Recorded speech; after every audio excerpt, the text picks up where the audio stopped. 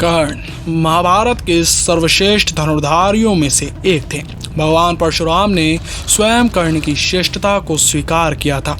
कर्ण दुर्योधन का सबसे अच्छा मित्र था और महाभारत के युद्ध में वह अपने भाइयों के विरुद्ध लड़ा। कर्ण को एक आदर्श दानवीर माना जाता है क्योंकि कर्ण ने कभी भी किसी मांगने वाले को दान में कुछ भी देने से मना नहीं किया, भले ही इसके परिणाम स्वरूप उसे अपने ही प्राण संकट में क्यों न डालने पड़ गए हों। इसी से जुड़ा एक वाक्य है महाभारत में, जब अर्जुन के पिता भगवान इंद्र ने कर्ण से उसके कुंडल और दिव्य कवच मांगे और कर्ण ने उन्हें दान में दे भी दिए। युद्ध समाप्ति के पश्चात मृतक लोगों के लिए अंतिम संस्कार किया जा रहा था। तब माता कुंती ने अपने पुत्रों से निवेदन किया कि वह कर्ण के लिए भी सारे मृतक संस्कार को करें। जब उन्होंने ये कहकर इसका विरोध किया कि कर्ण एक सूत पुत्र है, तब कुंती ने कर्ण के जन्म का रहस्य खोल दिया। तब सभी पांडव भाइयों को भ्रातृ हत्या के पाप के कारण झटका लगता है। युधिष्ठिर विशेष रूप से अपनी माता पर रुष्ट होते हैं और उन्हें और समस्त नारी जाति को श्राप देते हैं कि उस समय के बाद से स्त्रियां किसी भी भेद को नहीं छुपा पाएंगी। युधिष्ठिर और दुर्योधन दोनों कर्ण का अंतिम संस्कार करना चाहते थे। युधिष्ठिर का दावा यह था कि वह कर्ण के छोटे भाई हैं, इसलिए यह अधिकार उनका है। दुर्योधन का दावा यह था युधिष्ठिर और अन्य पांडवों ने कर्ण के साथ कभी भी भाई जैसा व्यवहार नहीं किया, इसलिए अब इस समय इस अधिकार को जताने का कोई मतलब नहीं बनता। तब श्री कृष्ण निर्णय करते हैं और युधिष्ठिर को यह समझाते हैं कि दुर्योधन की मित्रता का बंधन अधिक सुदृढ़ है, इसलिए दुर्योधन को कर्ण का अंतिम संस्कार करने दिया जाए।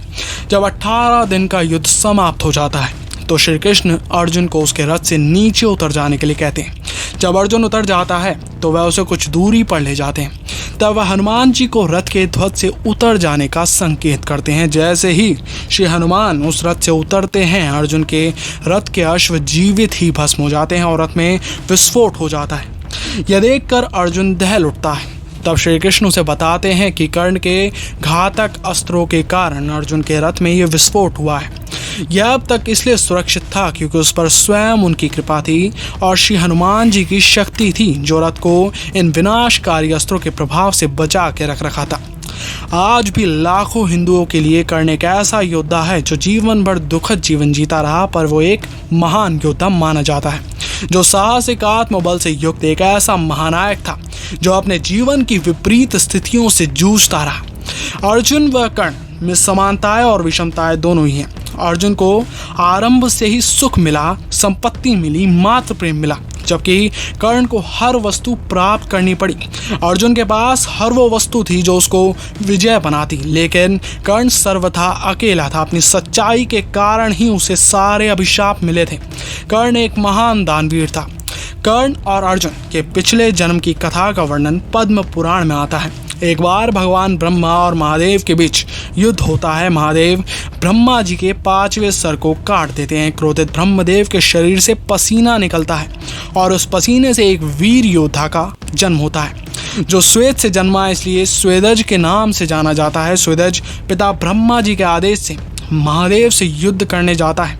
महादेव भगवान विष्णु के पास क्रोधित ब्रह्मा द्वारा जन्म लेने वाले स्वेदज का कुछ उपाय बताने को कहते हैं। भगवान विष्णु अपने रक्त से एक वीर को जन्म देते हैं। रक्त से जन्मा इसलिए रक्तज के नाम से जाना जाता है। स्वेदज 1000 कवच के साथ जन्मा था और रक्तज 1000 हाथ और 500 धनुष के साथ। भगवान ब्रह्मा जी भी भगवान विष्णु से ही उत्पन्न हुए थे, इसलिए स्वेदज भी भगवान विष्णु का ही अंश है। स्वेदज और रक्तज में भयंकर युद्ध होता है। स्वेदज रक्तज के 998 हाथ काट देता है और 500 धनुष तोड़ देता है। वही रक्तज स्वेदज के 999 कवच तोड़ देता है। रक्तज बस हारने ही वाला होता है कि भगवान विष्णु समझ जाते हैं कि रक्तज स्वेदज से हार जाएगा, इसलिए वे उस युद्ध को शांत करवाते हैं। स्वेदज दानवीरता दिखाते हुए उस रक्तज को जीवन दान देता है।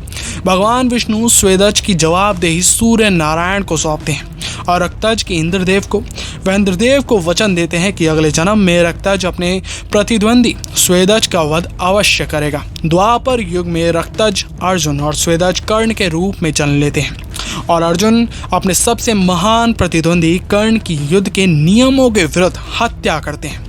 कर्ण की मृत्यु के संबंध में कई कारण गिनाए जा सकते हैं। जैसे कर्ण की मृत्यु का सर्वप्रथम कारण तो स्वयं ऋषि दुर्वासा ही हैं, क्योंकि जब उन्होंने कुंती को यह वरदान दिया था कि वो किसी भी देवता का आह्वान करके पुत्र प्राप्त कर सकती हैं, तब उन्होंने इसके परिणामों के बारे में नहीं बताया, जिसके परिणाम स्वरूप उन्होंने सूर्य देव से पुत्र प्राप्त कर लिया। पर लोक लाज की चिंता से उन्होंने कर्ण को नदी में बहा दिया और उसकी पहचान हमेशा के लिए ही गुप्त हो जाती है। देवराज इंद्र, जिन्होंने बिच्छू के रूप में कर्ण की क्षत्रिय पहचान उसके गुरु के सामने ला दी। तीसरा कारण, गाय वाले ब्राह्मण का श्राप। जिस प्रकार उसने एक असहाय और निर्दोष पशु को मारा है, उसी प्रकार वह भी तब मारा जाएगा जब वह सर्वाधिक असहाय होगा और उसका ध्यान अपने शत्रु से अलग किसी अन्य वस्तु पर होगा। इसी श्राप के कारण अर्जुन उसे तब मारता है जब उसके रथ का पहिया धरती में धंस जाता है और उसका ध्यान अपने रथ के पहिए को निकालने में लगा होता है। धरती माता का श्राप कि वह नियत समय पर उसके रथ के पहिए को खा जाएंगी और वह अपने शत्रुओं के सामने सर्वाधिक विवश हो जाएगा। भिक्षुक के भेष में देवराजेंद्र को कर्ण के द्वारा अपनी लोक प्रसिद्ध दान प्रियता के कारण अपने शरीर पर चिपके कवच कुंडल दान में देना, शक्ति अस्त्र का घटोत्कच पर चलाना, जिसके कारण वह वचनानुसार दूसरी बार इस अस्त्र का उपयोग नहीं कर सकता था, माता कुंती को दिए 2 वचन। 8वां कारण, महाराज और कर्ण के सारथी पांडवों के मामा शल्य, जिन्होंने 17वें दिन के युद्ध में अर्जुन की युद्ध कला की प्रशंसा करके कर्ण का मनोबल गिरा दिया।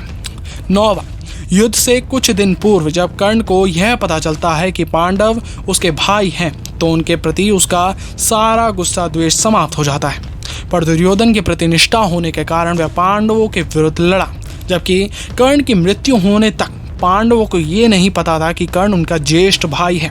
10वां कारण, द्रौपदी का अपमान करना। 11वां, श्री कृष्ण द्वारा अर्जुन को यह आदेश देना कि वह कर्ण का वध करे, जबकि वह अपने रथ के धंसे हुए पहिए को निकाल रहा था। 12वां कारण, भीष्म पितामह, क्योंकि उन्होंने अपने सेनापतित्व में कर्ण को लड़ने की आज्ञा ही नहीं दी।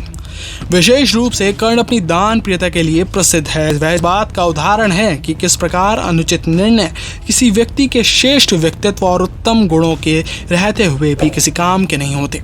कर्ण को कभी भी वह नहीं मिला जिसका वह अधिकारी था, पर उसने कभी भी प्रयास करना नहीं छोड़ा। भीष्म और भगवान कृष्ण सहित कर्ण के समकालीनों ने यह स्वीकार किया कि कर्ण एक पुण्य आत्मा है जो बहुत वेले ही मानव जाति में प्रकट होते हैं। वह संघर्षरत मानवता के लिए एक आदर्श है कि मानव जाति कभी भी हार न माने और प्रयास करती रहे। मिलते हैं अगले वीडियो के अंदर। चैनल को सब्सक्राइब करके बेल आइकन दबा दीजिएगा एंड वीडियो को लाइक ज़रूर करिएगा। जय हिंद, जय भारत।